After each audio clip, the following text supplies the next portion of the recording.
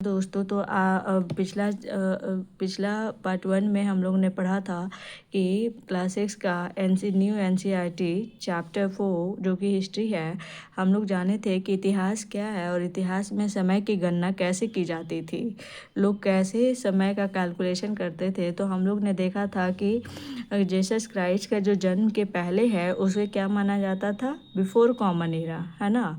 और उनके जन्म के बाद को क्या माना जाता था, एनो डोमिनी, जिसे हम कॉमन एरा के नाम से भी जानते हैं।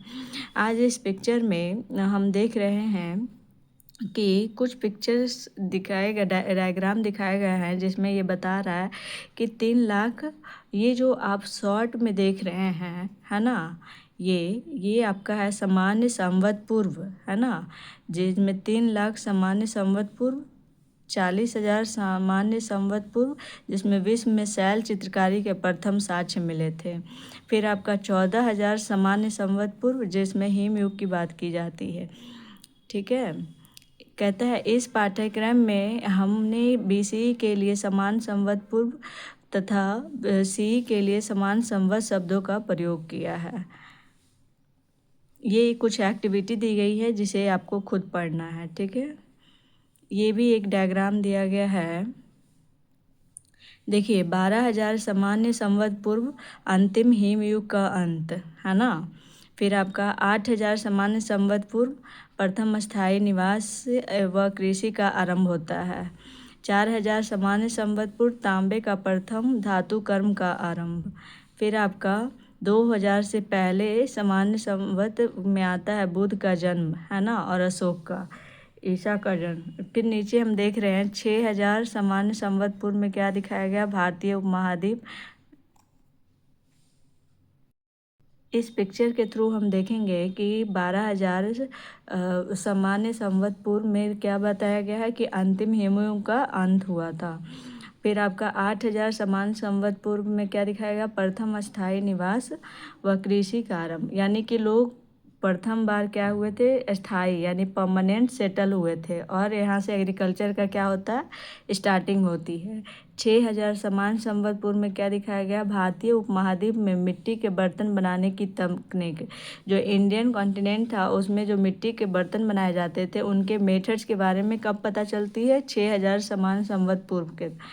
फिर आपका 4,000 सामान्य संवत पूर्व में क्या दिखाया गया, तांबे के प्रथम धातु कर्म का आरंभ, है ना, और मेसोपोटामिया में संसार का प्रथम नगर कब, 4,000 सामान्य संवत पूर्व में। 2,000 सामान्य संवत पूर्व में सिंधु सरस्वती सभ्यता।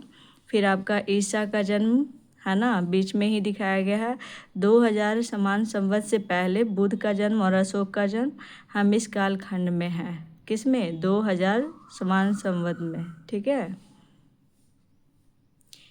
इस प्रकार घटनाओं को चिन्हित करने के लिए समय रेखा एक सुविधाजनक उपकरण है। पृष्ठ संख्या 62 व 63 पर चित्र 4.3 को देखिए, क्योंकि यह किसी विशेष अवधि में तिथियों और घटनाओं के अनुक्रम को दिखाता है। जो अभी हम लोग ने ऊपर जो पिक्चर डायग्राम देखा उसमें ये बता रहा है कि कैसे अवधि को दिखाया गया है कि किस अवधि के समय में क्या क्या चीज़, कौन कौन सी घटना घटी, है ना। यह दर्शाई गई सरलीकृत समय रेखा पर मानव सभ्यता के आरंभ से वर्तमान तक की यात्रा को दर्शाया गया है।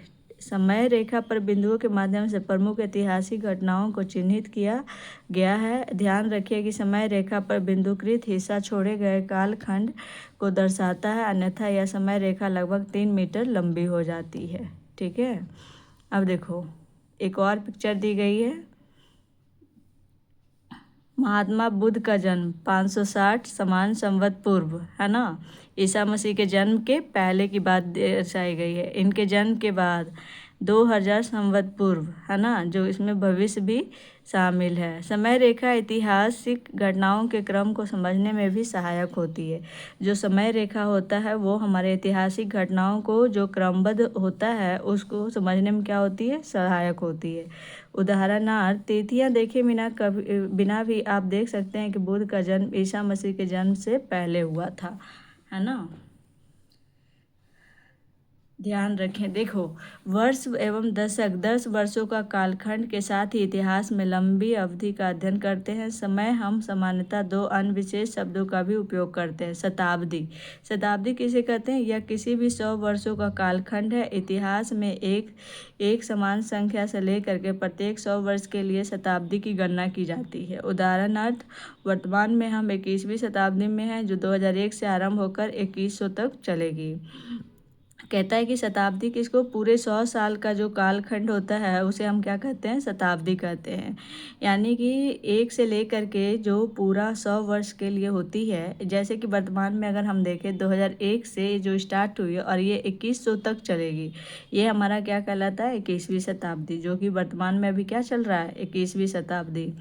ईसा पूर्व की गणना करने के लिए हम एक समान संख्या पूर्व से आरंभ करके समय में पीछे की ओर लौटते हैं। उदाहरणार्थ, तीसरी शताब्दी संख्या पूर्व में 300 सामान्य संख्या पूर्व से लेकर 201 समान संख्या पूर्व तक की समय सम्मिलित होगा। ठीक है। सहस्त्राब्दी किसको कहते हैं? यह किसी भी 1000 वर्षों का कालखंड होता है। सहस्त्राब्दी किसको कहते हैं? जो 1000 का जो टाइम पीरियड होता है उसे हम सहस्त्राब्दी कहते हैं। एक संख्या से लेकर के प्रत्येक सहस्त्र वर्षों के लिए सहस्त्राब्दी की गणना की जाती है। उदाहरणार्थ, हम तीसरी सहस्त्राब्दी में हैं। 2001 समान संख्या से आरंभ होकर 3000 समान संख्या तक चलेगी। शताब्दी की तरह ही समान संख्या पूर्व सहस्त्राब्दी की गणना के लिए एक समान संख्या पूर्व से आरंभ करके समय में पीछे की ओर लौटते हैं। ठीक है, इसमें हम क्या करते हैं? पीछे की ओर लौटते हैं। एक सहस्त्राब्दी से समान संख्या पूर्व में एक से समान संख्या पूर्व से लेकर तक का समय सम्मिलित होगा। पृष्ठ 62 और 63 में दी गई समय रेखा में क्या आप 8वीं सहस्त्राब्दी समान संख्या पूर्व को चिन्हित कर सकते हैं? है ना, ये नोट दी गई थी, ये आप लोग के लिए था। अब देखो, एक और फैक्ट दी गई है। क्या आप जानते हैं कि भारत में पारंपरिक तिथि पत्रों का निर्माण किस प्रकार किया जाता रहा है? अनेक भारतीय तिथि पत्र महीनों एवं दिनों के निर्धारण के लिए सूर्य एवं चंद्रमा की स्थिति पर निर्भर करते हैं। पंचांग तालिकाओं की एक पुस्तक है जिसमें प्रत्येक माह के दिनों के साथ साथ संबंधित खगोलीय आंकड़ों को सूचीबद्ध किया जाता है। उदाहरणार्थ, यह सूर्य ग्रहण, चंद्र ग्रहण, सूर्योदय एवं सूर्यास्त जैसी घटनाओं का सटीक आकलन करता है। मौसम के पूर्वानुमान, त्योहारों की तिथियों, समय निर्धारण आज भी भारत में पंचांग का बड़े स्तर पर उपयोग होता है। ठीक है। इतिहास का स्रोत क्या क्या है? अब क्या पढ़ेंगे हम लोग? इतिहास का स्रोत क्या क्या है। ये कुछ एक्टिविटी दी गई है, ये आप लोग के लिए है। आपने अपने परिवार के अतीत के संबंध में जानकारियाँ कैसे प्राप्त की? इन जानकारियों को जब आप ये सारी जानकारी प्राप्त कर लेंगे तो इसमें कहा जा रहा है कि अगर आप अपने नानी के बारे में अगर जानकारी प्राप्त किए तो आप कहाँ से किए? इन जानकारियों को प्राप्त करने के लिए क्या आपने छाया चित्रों, डायरियों, पहचान पत्रों आदि का उपयोग किया या केवल अपने माता पिता संबंधी की स्मृतियों पर निर्भर थे? इसमें कह रहा है कि क्या आपने कुछ ऐसी डायरियों का यूज किया, पहचान पत्र का यूज किया जिससे आपको पता चला आपके नानी परनानी, है ना, या फिर आप अपने माता पिता को जो भी बातें याद थी उनसे पूछ कर जो भी डिटेल आप भरे उन पे निर्भर थे। आइए विचार करें। क्या आपने कभी अपने घर अथवा आसपास पुराने सिक्कों, पुस्तकों, वस्त्रों, आभूषणों अथवा बर्तनों को देखा है? इन वस्तुओं अथवा पुराने घरों में भवनों से हम किस प्रकार की सूचनाएं एकत्र कर सकते हैं? ठीक है। कहता है प्रत्येक वस्तु अथवा संरचना की एक कहानी बताती है और वह चित्रखंड पर पहेली जिक्सा के हिस्से की तरह होती है। पर जितना भी वस्तु हम देखते हैं, जितनी संरचनाएं देखते हैं, वह अपने आप में एक कहानी बताती है ना। और ये जैसे हम एक पहेली सॉल्व करते हैं जिसको जिक्सा भी कहा जाता है, वो उसी के हिस्से की तरह होती है। जिन वस्तुओं को आप अपने घर में देखते हैं वह आपको अपने परिवार के इतिहास के विषय में कुछ बताती है। अगर हम अपने घर में कुछ चीज़ें देख रहे हैं तो वो हमें मेरे परिवार का इतिहास के बारे में बताती है। इसी प्रकार हम ऐतिहासिक घटनाओं के बारे में विभिन्न स्रोतों से जानकारी एकत्रित कर सकते हैं। एक बात सदैव याद रखनी चाहिए कि इतिहास के मामले में पहेली के कुछ हिस्से गायब रह सकते हैं, है ना। अब देखो एक पिक्चर दी गई है, इतिहास का क्या क्या स्रोत है, क्या क्या स्रोत है इस डायग्राम के थ्रू आप देख रहे हैं, है ना। एक है साहित्य, यानी 4 स्रोत दिखाया गया, मौखिक स्रोत, साहित्यिक स्रोत, कलात्मक स्रोत और पुरातात्विक स्रोत। पहला देखते हैं पुरातात्विक स्रोत। पहला शिलालेख, संरचना, उत्खनन, है ना। उत्खनन में हम देखते हैं मानव, पशु तथा पौधों के अवशेष, उपकरण एवं हथियार, मिट्टियाँ एवं आभूषण। संरचना स्मारक हो गया, टीला हो गया। शिलालेख सिक्के, ताम्रपत्र, पांडुलिपि, ये सब जितने भी आते हैं ये सब किसके कौन से स्रोत हैं, पुरातात्विक स्रोत है। मौखिक स्रोत में जैसे वंशावली, हायरार्किकल जिसको कहते हैं, लोक साहित्य, ये हमारे किस में आते हैं, मौखिक स्रोत में आते हैं। साहित्यिक स्रोत, है ना, भारतीय साहित्य, वेद एवं इतिहास, कविता एवं नाटक, ऐतिहासिक लेख, कहानियों का संग्रह, वैज्ञानिक एवं तकनीकी लेख। अब देखो विदेशी विवरण, ये तो भारतीय साहित्य हो गए जिसमें ये सारी चीज़ें आई। अब दूसरा क्या है, विदेशी विवरण। यात्रा वृत्तांत समझते हो, कोई आदमी दूसरे देश से हमारे देश आया, स्टडी किया, पता किया, ये क्या कहलाता है, यात्रा वृत्तांत।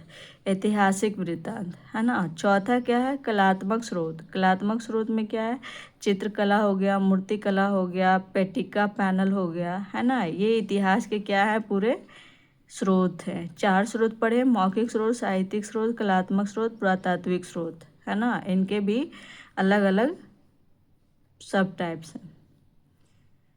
कहता है पृष्ठ 67 पर दिए गए इतिहास के स्रोत संबंधी चित्र को देखिए। यह इतिहास के प्रमुख स्रोतों को एक साथ प्रदर्शित करता है। आपको अभी इन सभी को याद रखने की आवश्यकता नहीं है, हम आगे चलकर इनमें से कुछ का उपयोग करेंगे। उदाहरणार्थ, जब इतिहासकार 1500 वर्ष पूर्व के किसी राजा या रानी, प्राचीन स्मारक, युद्ध या व्यापार की कुछ वस्तुओं के बारे में जानकारी जुटाने का प्रयास करते हैं तो वे बड़े ध्यान से अधिक स्रोतों से जानकारी संकलित करने का प्रयास करते हैं। ठीक है, कभी कभी ये स्रोत एक दूसरे की पुष्टि करते हैं, कभी कभी क्या होता है, ये जो स्रोत होता है एक दूसरे को प्रमाणित करता है। जैसे चित्रखंड पहेली, जिक्सॉ के टुकड़े मेल खाते हैं, तो कभी ये एक दूसरे के विपरीत सूचनाएं प्रदान करते हैं। कभी कभी क्या होता है, जो साक्ष्य प्राप्त होता है, कभी कभी जो एक दूसरे का क्या जो सूचनाएं जो होती है वो विपरीत हो जाती है। जैसे चित्रखंड पहेली, जिक्सॉ के टुकड़े मेल नहीं खाते। ऐसी परिस्थितियों में यह निर्णय लेना पड़ता है कि किस स्रोत पर अधिक विश्वास किया जाए। इस प्रकार इतिहासकार जिस कालखंड का अध्ययन कर रहे होते हैं वे उसके इतिहास का पुनर्निर्माण करने का प्रयास करते हैं। अब देखो ये बात बताया गया है कि जो हिस्टोरिकल होता है, जो हिस्ट्री का स्टडी करने वाला होता है, कौन, इतिहासकार जिसको कहते हैं। इतिहासकार किसको कहते हैं, ऐसा व्यक्ति जो अतीत का अध्ययन करता है एवं उसके विषय में लिखता है। ठीक है, तो वो जब स्टडी करता है तो वो कालखंड का अध्ययन करता है और ये पता करता है कि हिस्ट्री को हम पुनः दोबारा लिखें, है ना, ताकि उसके बारे में और ज़्यादा से ज़्यादा जान सकें। इतिहास के इन सभी स्रोतों में कौन योगदान देता है, इतिहासकारों के साथ ही पुरातत्व विज्ञानी, पुरालेख शास्त्री जो प्राचीन अभिलेख पढ़ते हैं, मानव विज्ञानी जो मानव समाज व संस्कृतियों का अध्ययन करते हैं, साहित्य व भाषा के विशेषज्ञ आदि इसमें अपना योगदान देते हैं। साथ ही पिछले 50 वर्षों वैज्ञानिक अध्ययनों ने इतिहास के पुनर्निर्माण में अधिक से अधिक योगदान दिया है। उदाहरणार्थ, प्राचीन जलवायु का अध्ययन, उत्खनन की गई सामग्री का रासायनिक अध्ययन और प्राचीन मानव के आनुवांशिकी के अध्ययन ने एक नया दृष्टिकोण दिया है। ठीक है, कहता है बहुत सारे ऐसे मानव समाज और संस्कृतियों का अध्ययन किया जाता है ना। कहता है कि इतिहास के इन सभी स्रोतों में कौन योगदान देता है, ये जितने भी स्रोत हैं इसमें योगदान देने वाले कौन कौन है, तो पुरातत्व विज्ञानी है, पुरालेख शास्त्री जो प्राचीन अभिलेख पढ़ते हैं। ठीक है, किसको कहते हैं, पुरालेख शास्त्री जो प्राचीन अभिलेख पढ़ते हैं। मानव विज्ञानी जो मानव समाज और संस्कृतियों का अध्ययन करते हैं। साहित्य व भाषा के विशेषज्ञ आदि इसमें अपना योगदान देते हैं। किसमें, इतिहास के स्रोतों में जो पढ़ते हैं। ठीक है, कहता है साथ ही पिछले 50 वर्षों में 50 वर्षों में वैज्ञानिक अध्ययनों ने इतिहास के पुनर्निर्माण से अधिक योगदान दिया है। तो हम पिछले 50 वर्ष में जो साइंटिस्ट हैं उन्होंने अपना स्टडी में इतिहास इतना ज़्यादा स्टडी किए हैं इतिहास के बारे में कि एक नया पुनर्निर्माण के में ज़्यादा ही अपना योगदान दिए हैं। उदाहरणार्थ प्राचीन जलवायु का अध्ययन, जैसे प्राचीन जलवायु है ना, यानी पुराने समय में हमारा जलवायु कैसा हुआ करता था, उत्खनन की गई सामग्री का रासायनिक अध्ययन। अगर कोई सामग्री प्राप्त हुई है उत्खनन के दौरान तो उसके बारे में रासायनिक अध्ययन किया गया। और प्राचीन मानव के अनुवांशिकी का अध्ययन, यानी अगर ह्यूमन बींग्स के कुछ साक्ष्य प्राप्त हुए तो उनका हायरार्किकल कहाँ से था, यानी अनुवांशिक कहाँ से थी, ये नया दृष्टिकोण दिया और जिससे और पूरक स्रोत प्राप्त हुए हैं। साथ ही जब इतिहासकार आधुनिक इतिहास साधारणतः, जिसका अर्थ है पिछली 2 अथवा 3 शताब्दियों का इतिहास का अध्ययन करते हैं, तो समाचार पत्र एवं एक अन्य महत्वपूर्ण स्रोत हो सकता है। पिछले कुछ दशकों के अध्ययन के लिए इलेक्ट्रॉनिक मीडिया, टीवी, इंटरनेट आदि का भी उपयोग किया जाता है। अभी रिसेंटली में अगर हम देखते हैं कुछ हिस्टोरियन जो होते हैं अगर स्टडी करना करते हैं तो वो अपना इलेक्ट्रॉनिक मीडिया, टीवी, इंटरनेट का भी उपयोग करते हैं। आज के लिए इतना ही। Thank you.